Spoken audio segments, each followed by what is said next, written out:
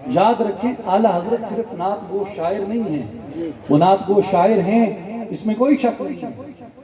بلکہ مجھے ایک واقعہ یاد آیا کہ اعلیٰ حضرت رحمت اللہ علیہ کے بھائی دلی جا رہے تھے اپنا کلام مرزا داغ دہلوی کو دکھانے، تو اعلیٰ حضرت رحمت اللہ علیہ نے فرمایا کہ یہ میری ایک نعت ہے، یہ بھی لیتے جاؤ، داغ صاحب کو دکھا دینا، بڑے شاعر ہیں، شاید میری کوئی اصلاح فرما دے۔ اللہ تو داغ کے پاس اعلیٰ حضرت کا کلام پہنچا، اور وہ کلام کون سا تھا؟ ان کی مہک نے دل کے غنچے کھلا دیے ہیں، جس راہ چل دیے ہیں کوچے بسا دیے ہیں۔ تو جب یہ نعت داغ دہلوی کے پاس پہنچی تو اس نعت میں مقطع نہیں تھا۔ مقطع ہوتا ہے آخری شعر جس میں شاعر اپنا نام لکھتا ہے، جہاں نعت یا غزل مکمل ہوتی ہے، مقطع نہیں تھا، بغیر مقطع کے تھی۔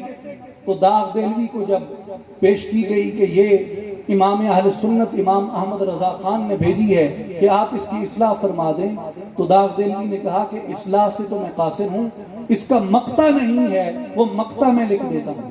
اب یہ مقطع اعلیٰ حضرت کے نام سے مشہور ہے، لیکن یہ مقطع لکھا ہوا اعلیٰ حضرت کا نہیں ہے، یہ مقطع لکھا ہوا داغ دہلوی کا ہے۔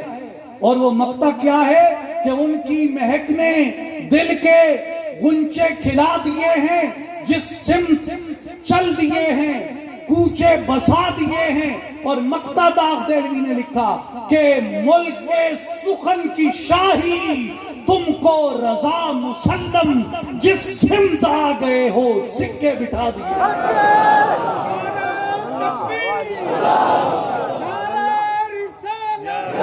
یہ داغ دہلوی کی سند ہے، داغ دہلوی کی سند ہے، جسے اقبال اصلاح لیتا تھا، جس کو ملک سخن کا حکمران کہا جاتا تھا، وہ ملک سخن کا حکمران تاج الشعراء ہند جسے کہا جاتا تھا، وہ کیا کہتا ہے کہ ملک سخن کی شاہی، کہ یہ جو سخن وری کا نعت کہنے کا جو ملک ہے، یہ جو سلطنت نعت ہے، جو سلطنت شعر ہے، اس زمانے میں اگر اس کا کوئی بے تاج بادشاہ ہے تو وہ بریلی کا تاجدار احمد رضا ہے۔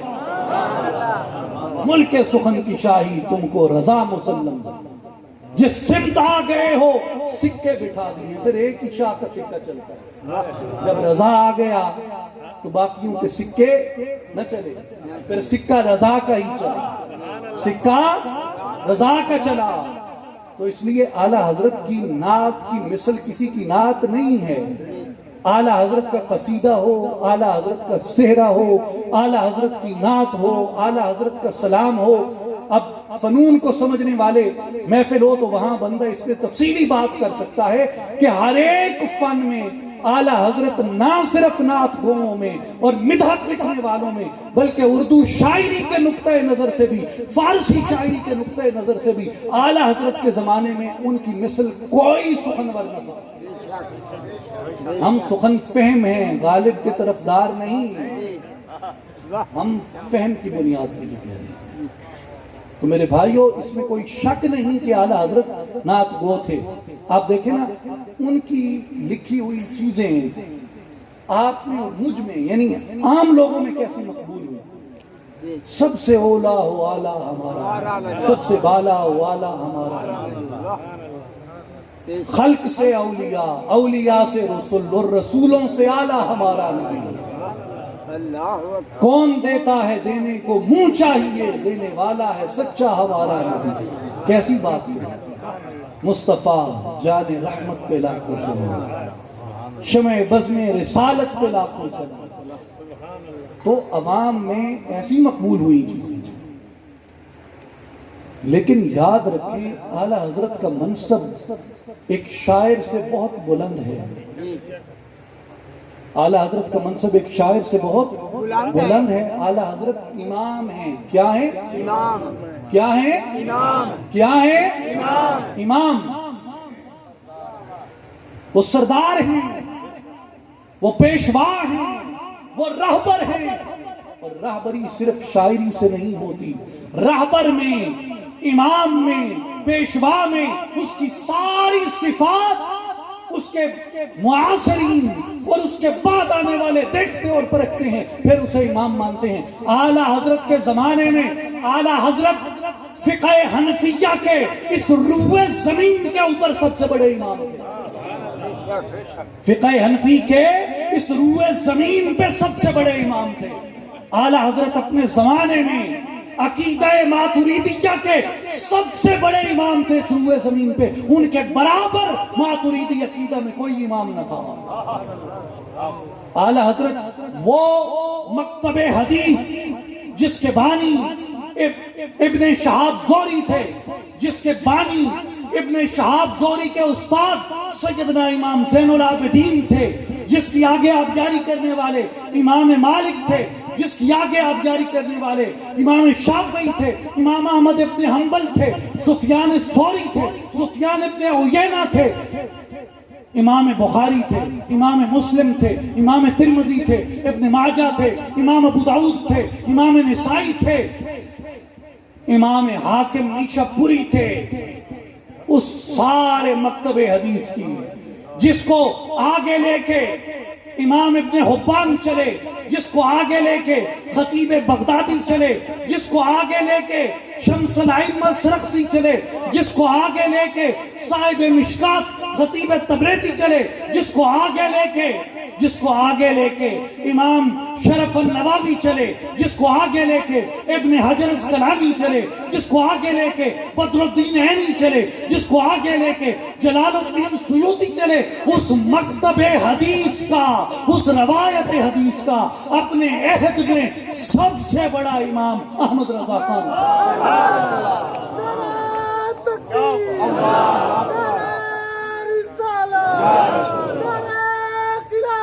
اور وہ ماتریدی عقیدہ جس کو امام ابو منصور ماتریدی نے ملحدین کے مقابلے میں قائم کیا، اہل حق نے جس کی تائید کی، جس کی روایت کو عمر النصفی نے آگے بڑھایا، ابو معین النصفی نے آگے بڑھایا، جس کی روایت کو عبدالعزیز برہاروی نے آگے بڑھایا، جس کی روایت کو سعد الدین تفتزانی نے آگے بڑھایا، حتیٰ کہ جس کی روایت کو امام غزالی جس کی عظمت کو تسلیم کرتے گئے، اس ماتریدی عقیدے کا اگر روئے زمین پہ کوئی امام تھا اپنے وقت میں تو وہ احمد رضا خان تھا۔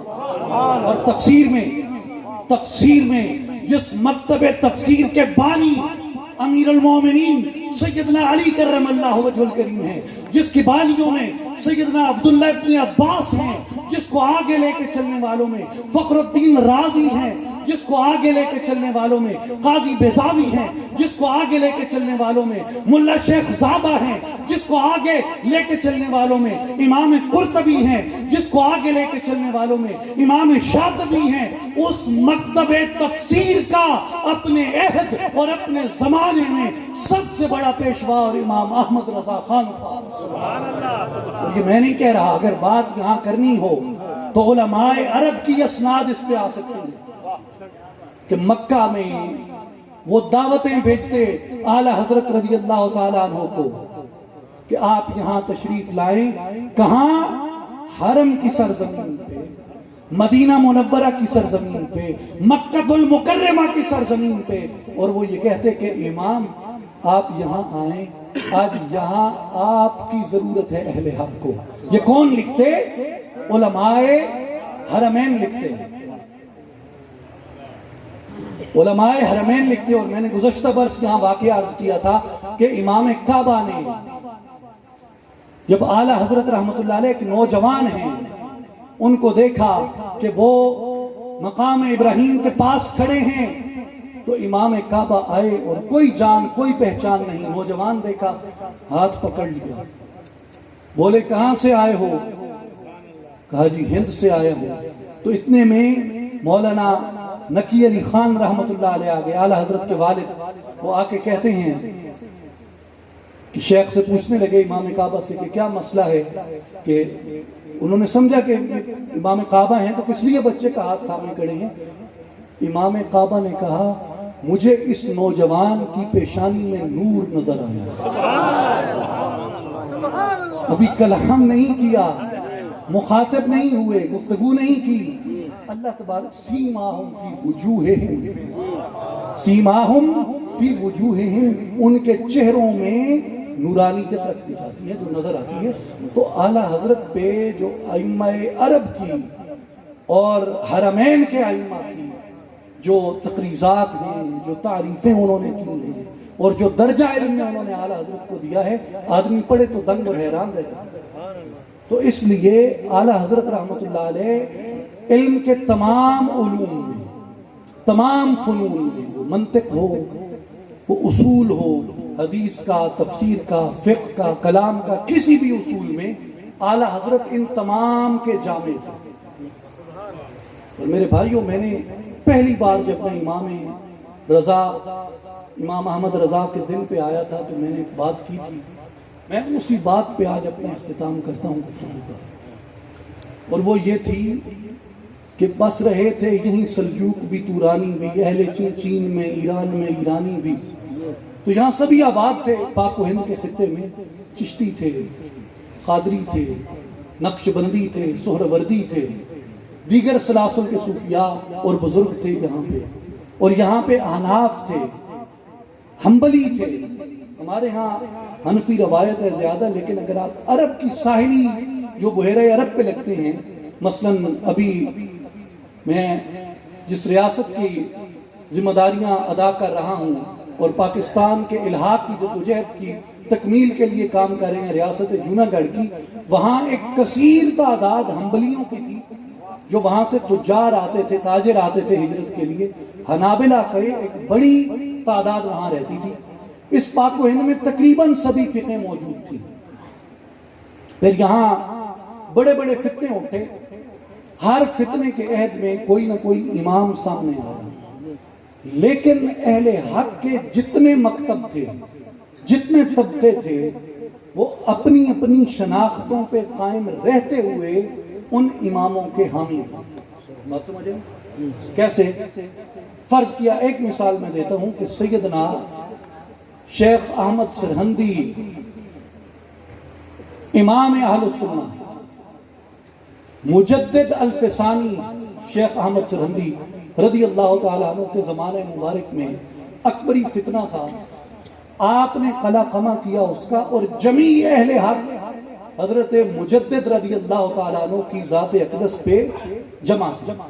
لیکن قادری قادری رہے، چشتی چشتی رہے، نقشبندی نقشبندی رہے، سہروردی سہروردی رہے، حنفی حنفی رہے، حنبلی حنبلی رہے، سارے اپنے اپنے مکتب میں اپنے اپنے مکتب پہ رہے، وجودی وجودی رہے، شہودی شہودی رہے۔